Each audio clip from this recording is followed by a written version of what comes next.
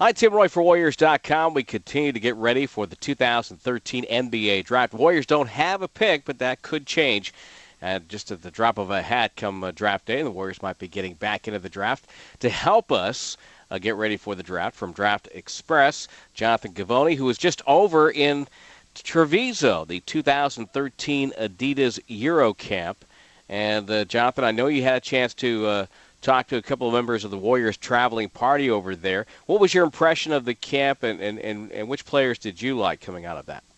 It's always a really fun camp. I've been going there for 6 or 7 years now, and a lot of NBA players are going to come out of it every year. They might not be immediately apparent, but it's just a very convenient setting where they organize, they put a lot of players together from around the world, and it just saves you quite a bit of time and money just getting to scout all of them at once. And also everybody from the NBA and Europe, all the agents and the team and the leagues are all collected there. So it's a really, really helpful event that I'm going to be attending every year for as long as I'm doing this.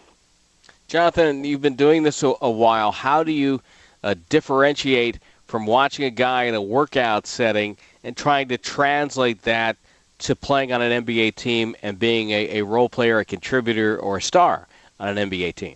Well, what's helpful about Treviso is that it's a 5-on-5 setting. They also do drills there where you can see players, a little bit outside of their comfort zone doing shooting, ball handling, 1-on-1, 2-on-2, maybe some things that you might not normally see them do when they're playing with their teams. But if you're talking about workouts in general, I think that's it's just a piece of the puzzle. It's just another layer of information that you add in terms of the decision-making process. So I think it can be helpful to see a player do things that, if he has to change positions at the next level, if he has to fit into a different role on a team than the one he played in college or internationally, I think it's helpful. You get to evaluate different things, but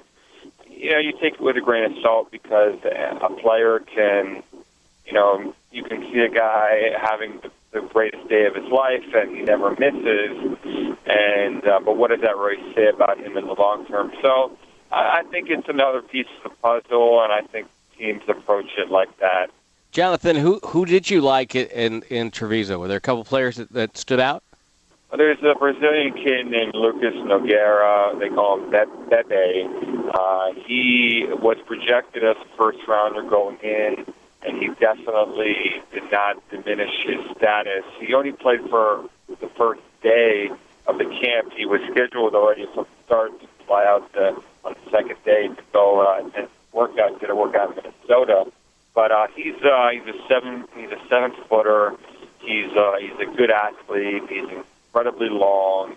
He's a great shot blocker. He runs the floor really well, and he's a great finisher. He's one of the most efficient players in the draft in terms of the scoring efficiency. That's because he gets everything around the paint. He's dunking everything. So he played well in Treviso, and it was good to see him in person. I had watched him earlier this year, and I think it was in December or January. I saw him in Madrid, but it was good to see him against other players his age. Now, as you look at this particular group of European players, I'm also hearing a name from Germany, a point guard by the name of Schröder, who has good wingspan. Is he a point guard? Is he a tweener? Or where do you project him? Yeah, Dennis Schröder. He played in Braunschweig this year. He was a big surprise for a lot of people. This was really his first real season of playing. He played a minor role the year before, and he was one of the best guards in the German league at age 19, which is really impressive. I think he's definitely a point guard. He can score, but he can also organize. He's very good in the pick and roll. He's very good in transition. He's extremely athletic. He's just as athletic as any of the American guards we have in this draft. And like you said, he has a long wingspan, which which is intriguing because it allows him to play bigger than his size, and it makes him a pass going to the defensive end, and he's a very aggressive kid. So he's intriguing.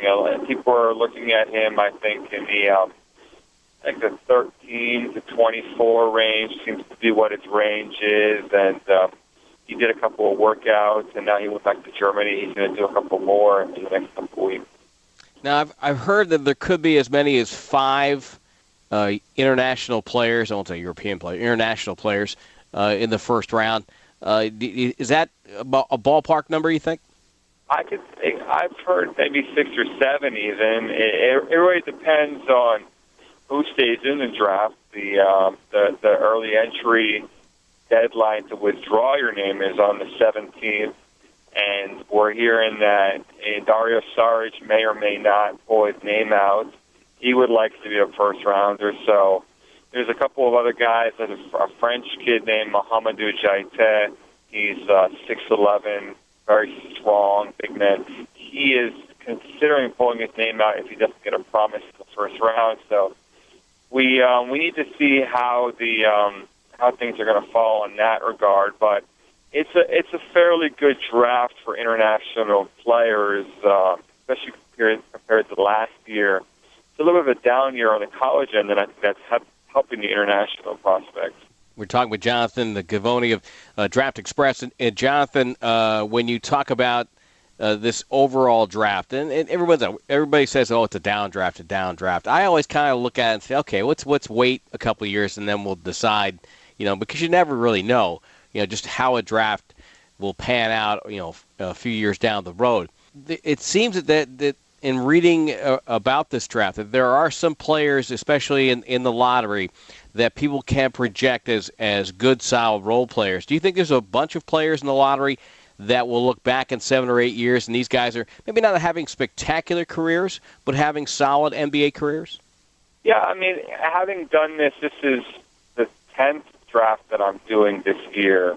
I really can't remember a year where it wasn't a weak draft, where everybody was just falling over themselves in excitement about how fantastic all these guys are going to be. Right. So that's part of the nature of the draft. There's quite a bit of unknown. I think I like to talk about the draft 2 years ago, 2011, where the Warriors got Klay Thompson. People weren't overly excited about him. I think he went 11th that year. Nobody was all that excited about Kenneth Faried. They said he's a 6'5" power forward with no skills. Kawhi Leonard, people were kind of writing him off and said he couldn't shoot, he couldn't dribble, he can't score, he can't do anything. And, lo and behold, all these guys are contributing now in the NBA. There's a lot of players drafted outside the lottery in that supposed weak draft that are going to be really, really good NBA players. So I think that a lot of it is going to come down to the situation that these guys find themselves in, the team that they're drafted into, how they're developed, and how hard did they work individually. So I honestly think that the talent level in the U.S. is so high that no matter what, there is always going to be good players. They just need to be put in the right situations and worked with. So I hear the sentiment that there's no franchise-changing talent at the top of the draft, and I agree with that to a certain extent, but to just write off the entire draft and say it's a weak draft, I honestly don't agree with that. If people wanted to follow your updates on Twitter, how would they do that? Well, it's at DraftExpress is my Twitter handle. Well, if you're not ready for the 2013 NBA Draft, then you haven't been coming to Warriors.com enough. We're continuing to preview the 2013 NBA Draft to get you ready for some of the stars of the future. I'm Tim Roye for Warriors.com.